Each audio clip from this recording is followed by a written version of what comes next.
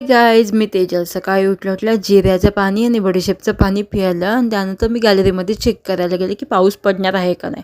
मग मी आज नागपंचमी असल्यामुळे कुर्ती वेअर केली होती, नंतर देवाची मांडणी केली, देवाची पूजा केली आणि मग बिट्टू काय करतं हे पहिले बघायला गेले.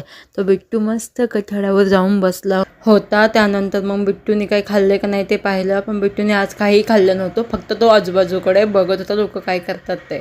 मग आतमध्ये आले, टी व्ही ऑन केली, नाश्ता केला आणि मी परत पाऊस पडतं का नाही ते चेक केलं, कारण की रेनकोट घालायचा असतो. तर वातावरण खूप छान होतं. त्यानंतर मी ऑफिसला गेले आणि संध्याकाळी यायच्या वेळेस मी खडकवासला गेले होते. खडकवासचं पाणी 90%हून जास्त भरलेलं होतं आणि खूप छान वातावरण होतं. मन प्रसन्न झालं माझं तिथे जाऊन. मग घरी आले, मग परी माझी गॅलरीमध्ये वाट बघत होती आणि मी आल्याला ती माझ्याकडे पहिली येते आणि बिट्टू मी बसले तर लगेच माझ्यापाशी आणि मला डोक्यावरून हात फिरव, हेच त्याचं चालू असतं. CO2